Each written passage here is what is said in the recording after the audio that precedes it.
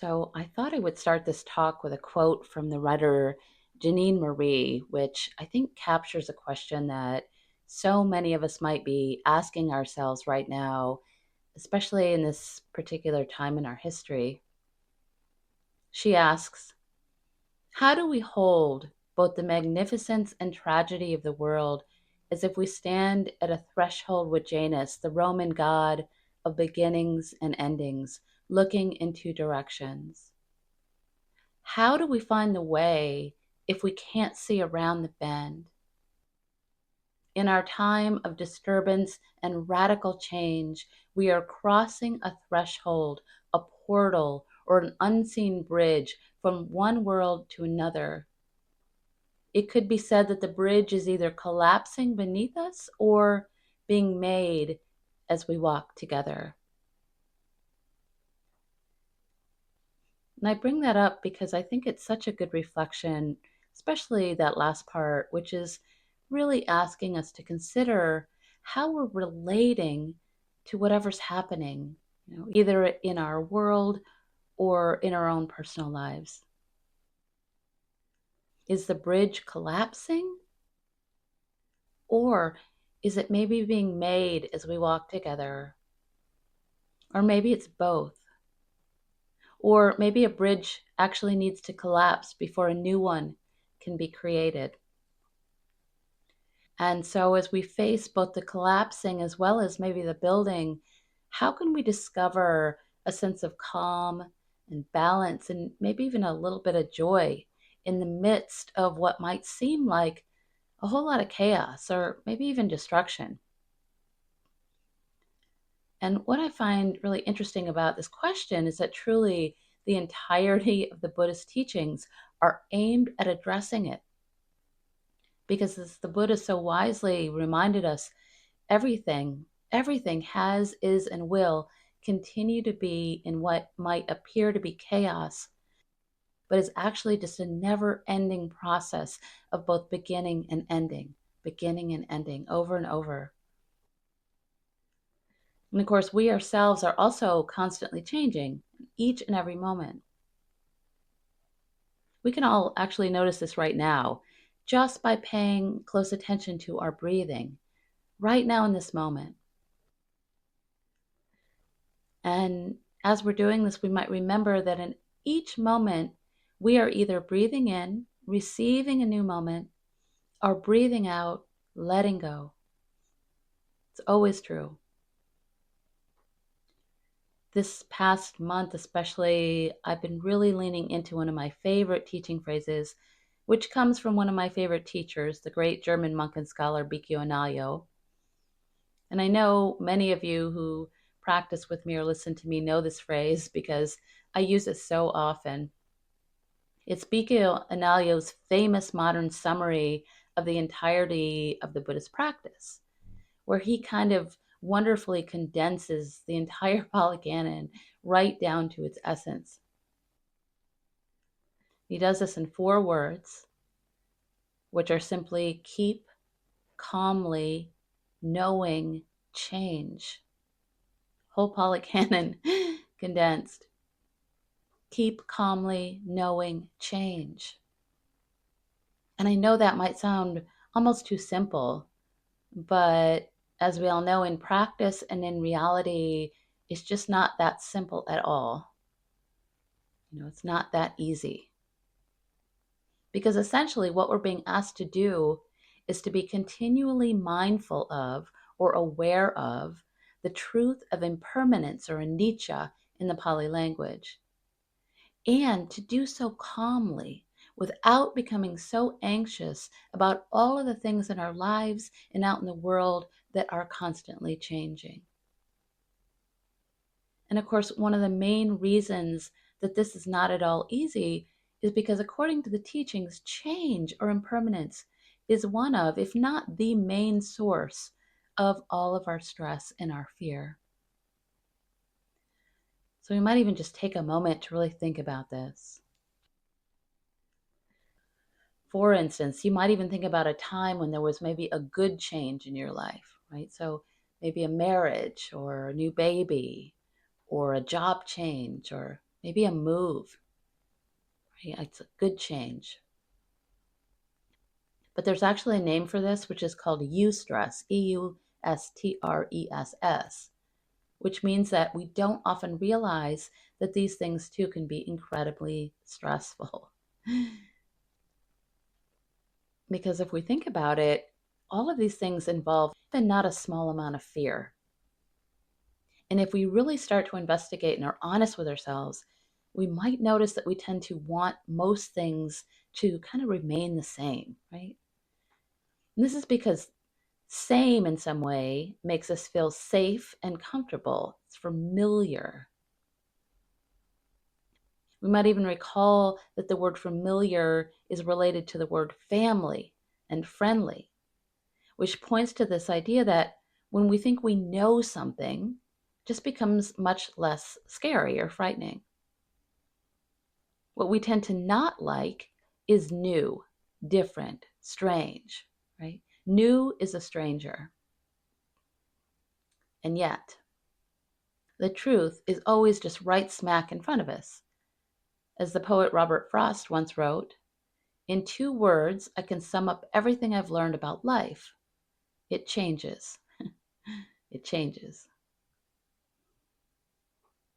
About 8 years ago now, when I was up in Massachusetts in December for a 2-week private retreat that I go on annually, I ended up coming up with my own practice for BQ and Alyu's phrase, which I actually still use today because it was so helpful for me. Now, this particular retreat was in 2016, and so it was yet another time when there seemed to be just a lot of change on so many levels.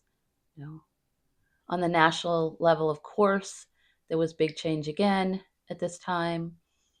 And also, there just happened to be a lot of change in my personal life. And instead of calmly knowing change, what I discovered was that I was completely and utterly resisting change, which meant that I was also experiencing a fair amount of fear and uncertainty. Because whenever we resist change, or again, the truth of impermanence, we also tend to then experience a corresponding amount of fear because the two are just really intimately linked. And so when I could recognize that this is what I was doing, I came up with a kind of mantra or affirmation or prayer, if you will, for myself that I hoped would help me to practice. And this was just simply trying to remember to say to myself, may I calmly welcome change. That was my affirmation. May I calmly welcome change.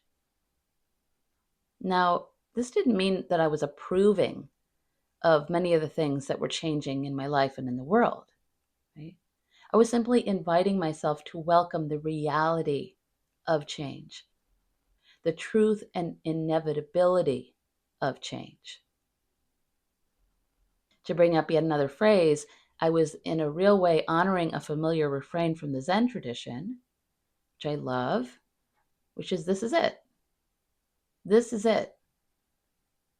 Which also inevitably includes another phrase or suggestion, which is now what? This is it. Now what? What's the wisest, most compassionate action I can take right now? Or what's going to help me to keep my heart open here? What is going to be the most helpful for myself and others? So, it's not that we don't have goals or don't ever take any action. Of course we do. The problem is that we tend to resist the this is it. We resist it, sometimes very fiercely.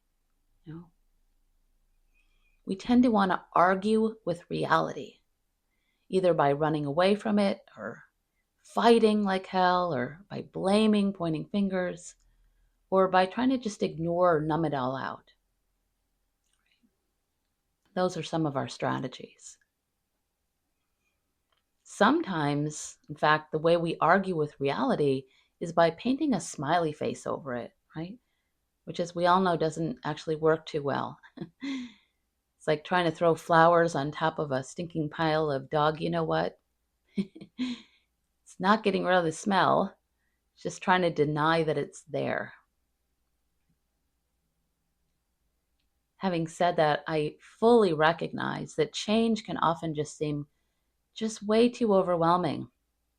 And maybe for a while, we really do just need to stick our heads in the sand, just to help us cope with maybe some very big changes.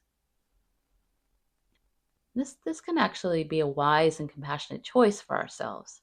It can be a wise and compassionate answer to now what for a while. But if we do this, we really want to make sure that we're doing it consciously instead of just automatically tuning out and then just not tuning back in again. Because that's never really good in any way for either ourselves or for others or for our world to just kind of tune out. Because unfortunately, whenever we do any of these things, when we resist the what is, we are in essence hardening our own hearts by locking in whatever emotion that we're not allowing ourselves to actually feel, which is such a vitally important part of our practice, this allowing aspect of it. And so to go back to that retreat that I was on, I thought the word welcome would help me to practice with this because it's really the polar opposite of resisting, right? Welcoming. So I thought it might help soften my heart a bit rather than harden it. Because another truth is that we really don't know what's going to happen next, or maybe what can happen when we courageously open up to or welcome change or uncertainty, right? As the writer John O'Donohue so wisely told us, in parched terrains, new wells are to be discovered. In parched terrains, new wells are to be discovered. Or as Rothke told us, in a dark time, the eye begins to see. In a dark time, the eye begins to see. And so while I was on that retreat, every day when the morning bell would ring at 5:30, I would start my practice with the very first breath and repeat my mantra. I calmly welcome change. I calmly welcome change. And then for the rest of the day, I would practice using it for every single change that I noticed. Everything. Just as a way to help me to stop fighting and resisting so much. And so in the beginning, as with almost everything in practice, I knew I needed to start with what seemed pretty relatively easy as a way to build up or strengthen my mindfulness muscles, if you will, or maybe my letting go skills. And so at first I started by simply paying close attention to the weather and even how I wanted the weather to be. Right? And I was up in Massachusetts, so very cold in December. So for instance, I remember noticing that when I walked on a particular sidewalk each day, how each hour it looked different. So on just one day, I noticed that in the morning there was rain, and then there was ice, and then in the afternoon there was snow, and then the snow melting, all in a period of like 8 hours. And each time I walked that path, I would try to notice even more, like little sticks or branches or the leaves that had gathered there and how they had moved or shifted since the last time I'd walked on that path. Or maybe something had melted into the ice. And each time I saw that change, those minor changes, I would repeat my mantra. I calmly welcome this change.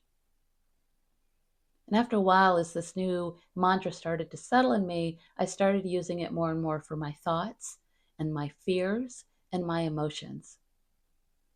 So, for example, whenever I thought about things like, the political climate or my political fears or my finances or climate change or one of my difficult relationships, I would repeat the same mantra. I calmly welcome change. And as you might imagine, this wasn't easy. What I experienced at first was a gigantic hell no. I don't welcome this change at all. And I definitely don't feel calm about it either. You know, I was often frantically trying to resist it. Notice that. And I noticed what I really wanted was order. I wanted familiarity. I wanted a sense of safety. I also noticed my mind and noticed that I had a serious toxic case of the shoulds, as in, he shouldn't have, or she shouldn't have, they shouldn't have, I shouldn't have, this shouldn't be this way, that should be different. And as I often say, I was quote unquote shoulding all over myself, which is really unpleasant. So it usually is. And each time I noticed that I had in some way shoulded on myself, I also noticed how everything had suddenly gotten very tight and closed, and my mind, my body, and especially my heart just felt hard. But as the retreat continued, this noticing actually started to help me to really wake up to my resistance and to make an even stronger, more conscious effort to remember to be mindful of change and to calmly and compassionately welcome all of it, to open up to everything, including my own resistance, my fear, my sadness, my grief, opening up to all of it and letting it all flow through without fighting with it so much, and especially without judging it, right? And eventually, this really did help me to open and soften and truly become much more calm and accepting of, okay, this is it. Now what? This is it. Now what? As I said, it really wasn't easy, which is why it's called a practice, which is something we continually ask ourselves to do. It's as Bhikkhu Analayo suggests that we keep calmly knowing change. He didn't suggest, maybe every once in a while when it feels convenient, you might notice that things have changed, maybe when it's that really big thing. He asks us to make it a continual remembering. And we might recall that mindfulness itself, sati, S-A-T-I, is often defined as remembering. Right? So this is an incredibly important teaching. As we've all experienced, whenever we are surprised or hit strongly by change, or maybe even punched in the gut all the way down to the ground with change, it's often extremely difficult to discover our balance again, right? To discover that sense of calm again, or even sometimes to find our hearts again. And yet, as the teachings show us, again, it's vitally important that we continue to try to keep calmly knowing and even welcoming change. Instead of letting the constant flow of change sweep us out and under, away from our wise, compassionate, good, awake hearts. There's actually a wonderful line in a song from the late great musician Leonard Cohen that I like to remember, which is, if you do not become the ocean, you will be seasick every day. If you do not become the ocean, you will be seasick every day. Many of you may know that I was originally trained more than 35 years ago at Naropa University, where I was studying the Tibetan tradition. And in that tradition, there are a list of slogans that we're asked to memorize and then use as a way of training the mind. These are called lojongs. And so for this talk, I thought I'd offer you two of them that relate to working with change and discovering more peace. These two are: always maintain only a joyful mind, and if you can practice even when distracted, you are well trained. Those are both lojongs. And they sound different, but they actually go hand in hand because essentially they mean the same thing. So that first one, always maintain only a joyful mind, means that if we can regard everything that arises, no matter what it is, as fuel to wake us up, we can remain calm even in the midst of chaos. So this lojong also relates to another traditional phrase, which is simply, may this suffering serve awakening, which might be easier to remember. May this suffering serve awakening. It's that sense of, may I please bow to this challenge or this fear. May it serve awakening.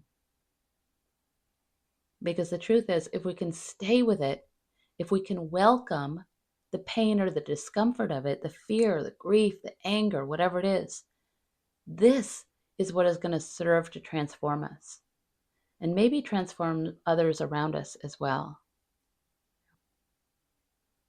So always and forever, the intention for this practice is, please, may this difficulty open my heart and soften it rather than harden it. Right? That can be our prayer. Please, may this difficulty open my heart and soften it.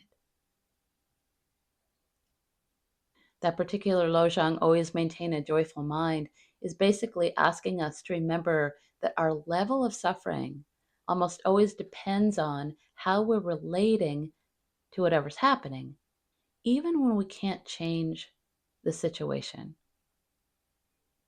So, for instance, we might ask ourselves, how do I react, respond, or find balance when I believe the bridge is collapsing? It's a good question. How do I react or respond or find balance when I believe that the bridge is collapsing? So this is really where our daily practice on the cushion comes into play. When we're meditating, we're practicing to become aware of what's happening and the thoughts and the emotions that are arising with great kindness and metta, but without necessarily believing these thoughts as true or acting on them, right? We're learning to simply rest in the awareness of whatever is happening. And we can discover that that resting place is actually calm. It's not affected by the swirl of whatever's happening. So we might notice, for instance, that whenever we're experiencing a sense of chaos or worry or fear or even anger about something, it's almost like there's a fire in the mind, isn't it? You might think of the word hot-headed. It's really almost physical. And as we all know, one of the things that we're very actively cultivating when we're meditating is this sense of calm, that calm within the storm of all of it. Traditionally, Kuan Yin, the bodhisattva of compassion, is shown holding a vase, which represents the cooling water of passaddhi, which is a sense of tranquility. And this is for the body and the mind, the cooling water of passaddhi. So passaddhi we can think of as cooling out, chilling out, keeping your cool, cooling down. And the teachings tell us that the way we cultivate passaddhi is to practice three things essentially. These three are a sense of calmness, groundedness, and spaciousness. And of course, we practice this through our formal meditation so that we can better access this calm and balance in our daily lives. So we are not using it as a band-aid. We're training ourselves to be more calm. But before we can even begin, we first need to recognize that we're stressed or maybe afraid, right? Which is actually not always an easy step, to be really honest with ourselves and acknowledge this. But once we've honestly recognized it, we might then literally stop, right? Right in the middle, and just take a few deep breaths, maybe all the way down into the belly. And then as best as we can, we try to consciously let go of the narrative or the story that we're having about the stress itself. So in our formal practice in particular, one thing that can really help us with this is to place all of our attention and focus on the breath, which can help us in many ways. First, it can help us to slow our busy minds down a bit. Secondly, it can help us to let go of all the thoughts that are keeping us from being present in this moment.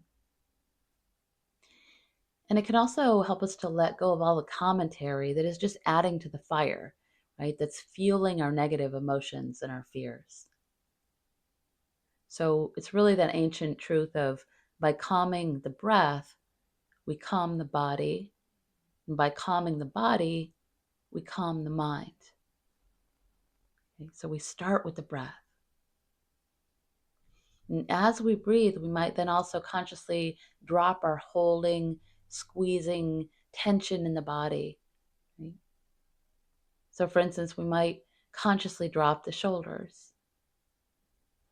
We might unclench our jaw or hands. We might relax the eyes and the forehead. We might let the tummy be soft. And then we can imagine maybe dropping all of our tension right down into the earth, letting it all fall, and sense our innate groundedness, right? Our innate connection to the earth, which is always holding us, always will. Can remember that. And then after we've both calmed and grounded the body, we can then focus on a sense of spaciousness. And here we might start by imagining letting go of our limited sense of self, especially this kind of small spacesuit idea of the body. And imagine our field of space extending out beyond the body as wide as our energy needs to be. Could be out into the entire cosmos, just letting it be that big. And what this spaciousness can help us with is to remember that we are not alone, that we are not separate. It can remind us that we are so much bigger than our temporary, ephemeral thoughts or emotions. That we are that big, loving field of awareness that truly can hold it all.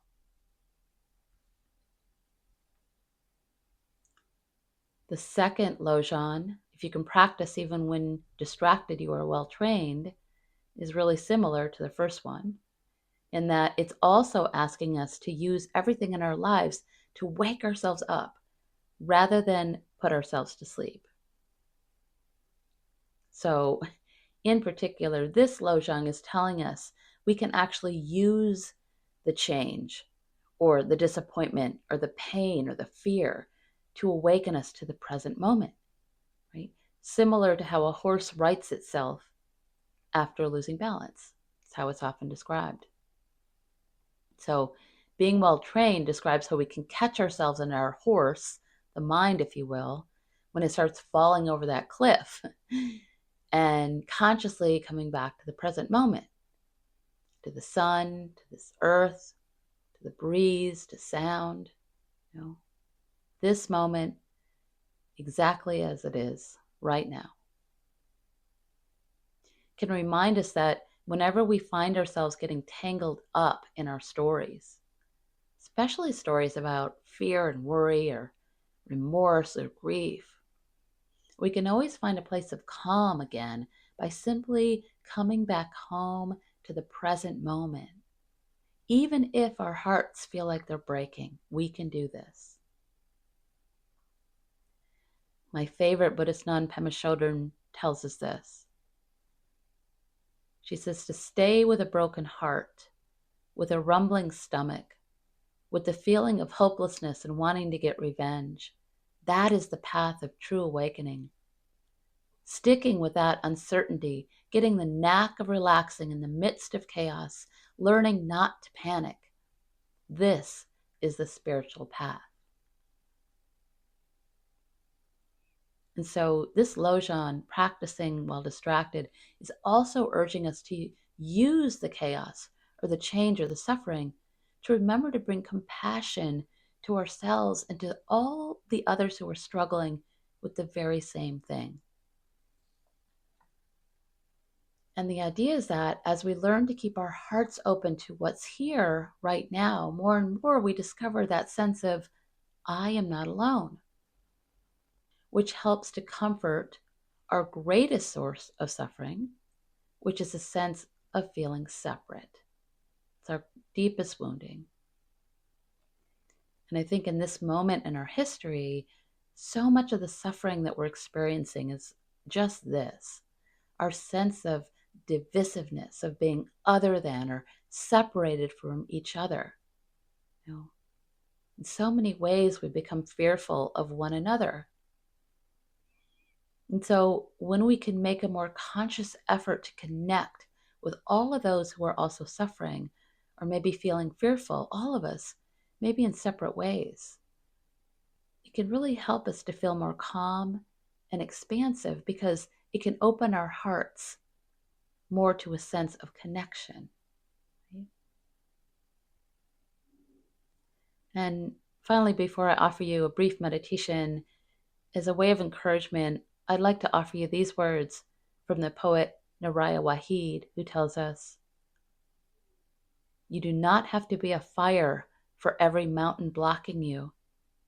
You could be a water and soft river your way to freedom too. You do not have to be a fire for every mountain blocking you. You could be a water and soft river your way to freedom too." So I think I'll end there. And if it's available to you, I'd like to invite you into a brief meditation on this. So if you're somewhere where you can take a seat and be quiet and close your eyes, you might do that now. Set whatever you're holding down. If you're out walking, you might notice the bottom of your feet touching the earth as you walk. Become more embodied, noticing yourself walking and breathing. If you're driving, again, you might feel your groundedness by connecting your awareness to your seat, your hands on the wheel, keeping the eyes open, of course, maybe listening to sound. And for each of us, connecting to the breath, maybe taking a nice deep inhale and then a slow exhale, letting go. Maybe a couple of rounds of those on your own, just to get in touch with the breath in this moment. Sense yourself right now in this moment, receiving a new breath and letting go.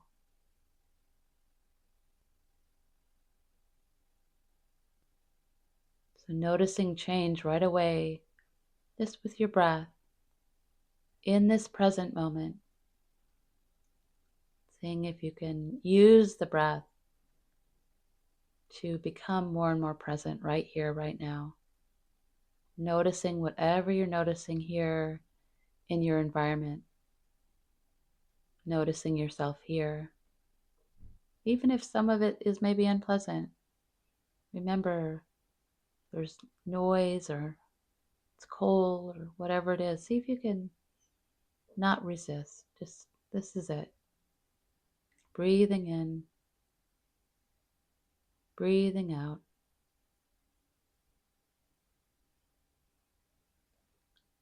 On each exhale, letting some tension go. You might drop the shoulders.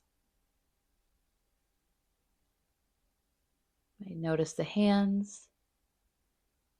See if you can allow the center of the palms to soften in a gesture, again, of both receiving and letting go.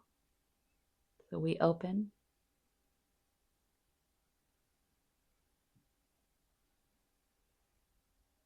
Might let the face soften.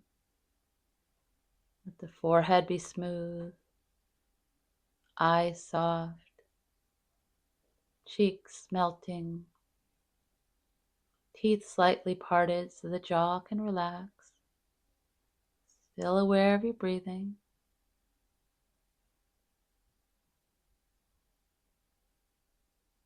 You might even let the tummy soften. Let the tummy be undefended. So invite a letting go here as well.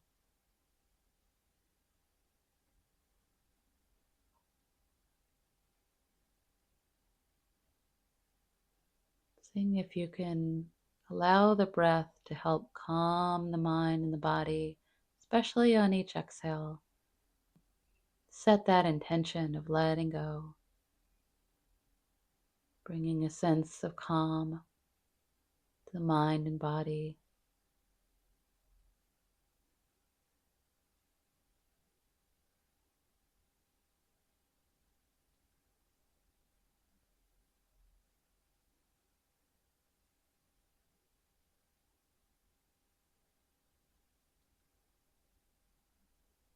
And then as you're ready, you might think of maybe different changes in your life or out in the world that are on your mind. Just let them be here with you. What are some changes in your life or out in the world that are maybe causing you some stress or worry, concern, grief, whatever it is? If it's something really big, you might set that aside if it's too much, or you might open up to it. Totally your choice, you're in charge.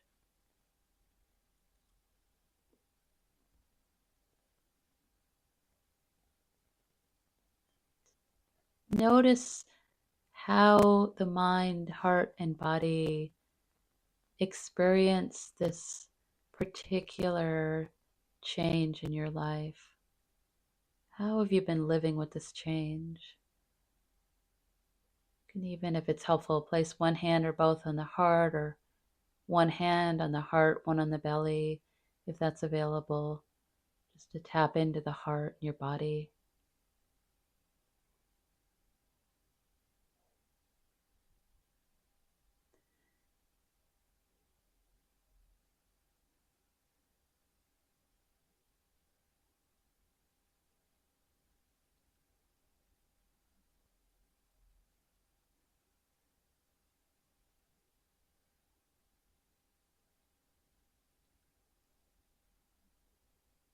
And as you're ready now, you might try on one of the phrases that I mentioned and see how it resonates, or you might try two of them together. So for each thing that you're worried about or stressed about, some change or some grief, etc., what happens if you try on Bikyo Anala's suggestion, which is keep calmly knowing change? Keep calmly knowing change.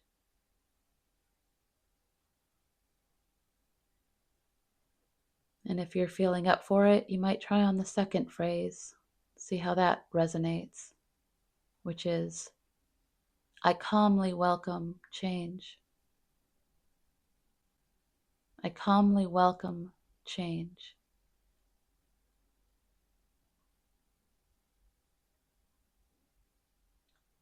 And as you continue, if you notice a lot of resistance coming up, don't try to make it go away.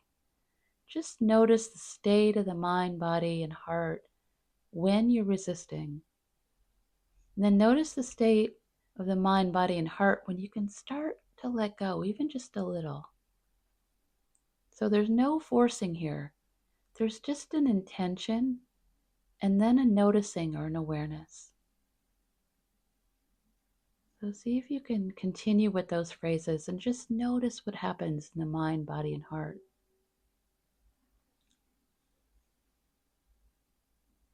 Keep calmly knowing change. I calmly welcome change.